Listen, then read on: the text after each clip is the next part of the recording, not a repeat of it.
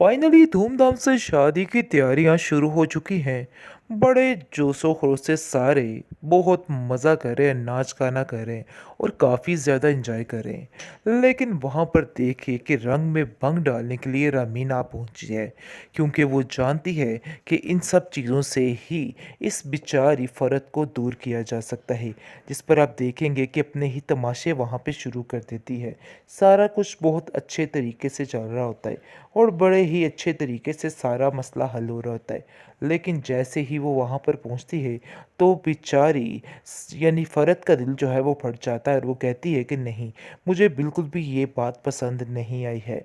ये आखिर कहाँ पे आ टपकी, इसको किसने बुलाया? जिस पर आप देखेंगे कि वासिफ़ उसको कहता है कि मेरे बुलाने का मकसद बिल्कुल ये नहीं था, लेकिन मुझे खुद समझ नहीं आ रही कि आखिर ये क्या माजरा हुआ है। लेकिन मुझे इतना ज़रूर पता चल रहा है कि जो कुछ हो रहा है सिर्फ जानबूझकर हो रहा है। यानी कि रमीन जानबूझकर ये हरकतें कर रही है ताकि सिर्फ और सिर्फ फ़रत को गुस्सा दिलाया जाए।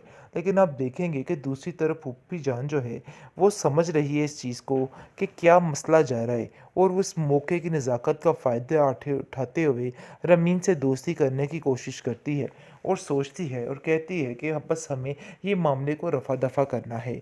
क्यों आप लोग फ़रत के पीछे लग के अपना आप ख़राब कर रहे हैं? यानी कि जमाल को अपने दिमाग में मसरूफ़ करने की कोशिश कर रही है। लेकिन आप देखेंगे कि वासिफ़ के पास जाके कहती है, देखो इतनी बड़ी बात तो नहीं थी जो फ़रत ने इतना बड़ा हंगामा खड़ा कर दिया। उसको भी तो कुछ समझना चाहिए। जिस पर वासिफ़ कहता है कि नहीं, ये बिल्कुल गलत बात है, क्योंकि उसने गलत किया है, इसमें रमीन की गलती है। इसलिए इस चीज़ में उसका हक बनता है कि वो ये सारी बातें कहे। जिस पर आप देखेंगे कि फूफो जान काफ़ी खट्टी पड़ जाती है और कहती है कि इतना वावेला मचाने की आखिर क्या ज़रूरत थी? इतना बड़ा मसला तो हुआ नहीं, लेकिन मसला बहुत ज़्यादा बना दिया गया है। खुशियों को हासिल कर सकती है और शुरू से बचपन ही में इन लोगों के साथ रहने वाली और पलने वाली लड़की, उसको तो बिल्कुल भी अजीब नहीं लग रहा। लेकिन फूफो जान की अभी भी मर्ज़ी है कि अभी भी कुछ ऐसा हो जाए कि सारा कुछ ख़त्म हो जाए, यानी कि कोई भी रिश्ता आगे बात ना बढ़े। अभी भी वो काफ़ी कोशिशें कर रही है कुछ ना कुछ रोड़े अटकाने की, लेकिन बेसूद उसके हाथ कुछ भी नहीं आ रहा है और वो समझ रही है कि जो कुछ करना चाह रही है वैसा ही होने वाला है। खैर फिलहाल तो वो काफ़ी ज़्यादा परेशान और उदास बैठी हुई है और सोच रही है कि बस ये काम अब जल्दी से तमाम कर दिया जाए। लेकिन आप देखेंगे कि बहुत ज़्यादा खुश है वलीद, और वलीद कहता है कि मेरे तो दिल की तमन्ना पूरी हो गई है और ये सब कुछ भाभी की वजह से हुआ है। वो जाता है भाभी के पास और कहता है कि ज़रा भाभी, अगर आप ना होती तो कुछ भी ना होता, क्योंकि यहाँ पर लोगों ने रोड़े अटकाने की काफ़ी कोशिश की है, लेकिन आपकी वजह से ऐसा कुछ भी नहीं हो पाया। अब मुझे बड़े अच्छे तरीके से समझ आ चुकी है कि ये फूफो जान आखिर क्या चाहती है और इनका क्या मतलब है, क्योंकि सुमन ने हर बात बता दी है वलीद को और उसको कहा है कि ये औरत बिल्कुल भी ठीक नहीं है और आप लोगों का कहीं भी भला नहीं चाहती है। इस चीज़ का अंदाज़ा तुम कर लो तो बेहतर है। जिस पर आप देखेंगे कि वो कहती है कि तुम फ़िक्र मत करो, तुम्हारे आने से पहले ही इनका सारा मामला तय कर दूँगा और तुम्हें बिल्कुल भी परेशान होने की ज़रूरत नहीं है। जिस पर आप देखेंगे वो कहती है, मुझे तुम पे पूरा यकीन है कि तुम ऐसा ही करोगे, क्योंकि वो जान चुकी है कि फूफो जान ठीक नहीं है, उनकी हरकतें भी उसको काफ़ी मायूब लग रही हैं। बहरहाल वो उसकी बात कुछ नहीं बार यानी कि उसकी माँ उसको समझाती है कि तुम्हें सारी बात वलीद से करनी है और वलीद को बताना है कि नहीं भाई नहीं, ये मामला बिल्कुल भी ठीक नहीं है और फूफो जान के किसी भी तरह यकीन ना किया जाए तो ही बेहतर है, क्योंकि वो जान चुकी है कि ये एक नंबर की फसादन औरत है और कोई ना कोई ऐसा फसाद रोज़ आए दिन फैला रही है जिसकी वजह से घर का माहौल काफ़ी ज़्यादा ख़राब होने की कोशिश में है। बेहतरीन ड्रामा सीरियल बेबीबाजी की बहुएं आती जाती के एपिसोड में काफ़ी इंटरेस्टिंग हो चुका है। तो नाज़रीन आपको बताता चला कि जैसा कि आप जानते हैं कि हर चीज़ फूफो जान ने अपने हाथ में कर ली है और ऐसा लग रहा है कि जैसे अजरा को सबको अनकरीब ही इस चीज़ का इल्म होने वाला है कि उनका इस घर में कुछ भी बाकी नहीं रहा है, जब लूट लड़ा कर लेकर चली जाएगी।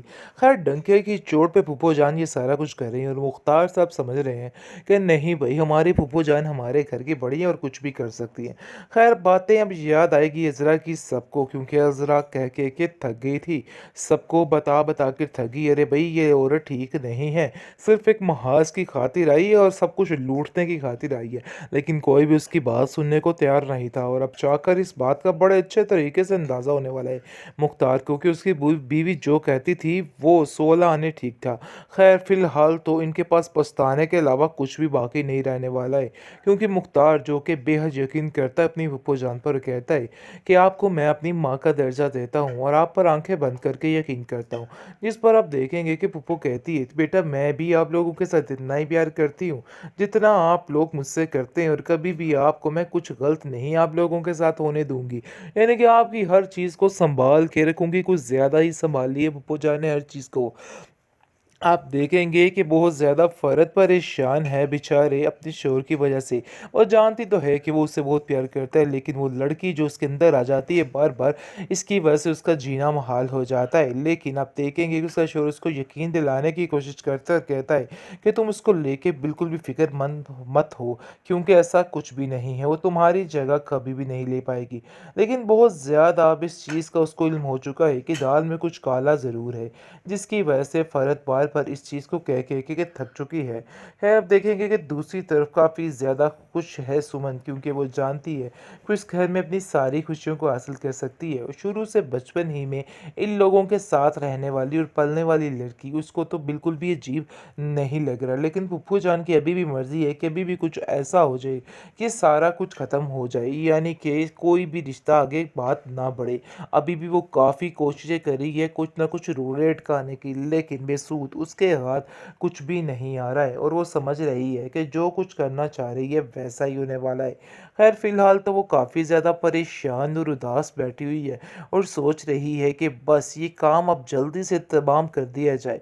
लेकिन आप देखेंगे कि बहुत ज़्यादा खुश है वलीद, और वलीद कहता है कि मेरे तो दिल की तमन्ना पूरी हो गई है, और ये सब कुछ भाभी की वजह से हुआ है। वो जाता है भाभी के पास और कहता है कि ज़रा भाभी, अगर आप ना होती तो कुछ भी ना होता, क्योंकि यहाँ पर लोगों ने रोड़े अटकाने की काफ़ी कोशिश की है, लेकिन आपकी वजह से ऐसा कुछ भी नहीं हो पाया। अब मुझे बड़े अच्छे तरीके से समझ आ चुकी है कि ये फूफो जान आखिर क्या चाहती है और इनका क्या मतलब है, क्योंकि सुमन ने हर बात बता दी है वलीद को, और उसको कहा है कि ये औरत बिल्कुल भी ठीक नहीं है और आप लोगों का कहीं भी भला नहीं चाहती है।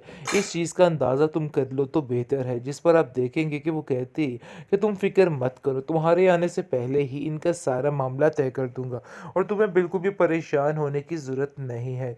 जिस पर आप देखेंगे वो कहती है, मुझे तुम पे पूरा यकीन है कि तुम ऐसा ही करोगे, क्योंकि वो जान चुकी है कि फूफो जान ठीक नहीं है, उनकी हरकतें भी उसको काफ़ी मायूब लग रही हैं। बहरहाल वो उसकी बात कुछ इतनी बार, यानी कि उसकी माँ उसको समझाती है कि तुम्हें सारी बात वलीद से करनी है और वलीद को बताना है कि नहीं भाई नहीं, ये मामला बिल्कुल भी ठीक नहीं है, और फूफो जान के किसी भी तरह यकीन ना किया जाए तो ही बेहतर है, क्योंकि वो जान चुकी है कि ये एक नंबर की फसादन औरत है, और कोई ना कोई ऐसा फसाद रोज़ आए दिन फैला रही है, जिसकी वजह से घर का माहौल काफ़ी ज़्यादा ख़राब होने की कोशिश में है।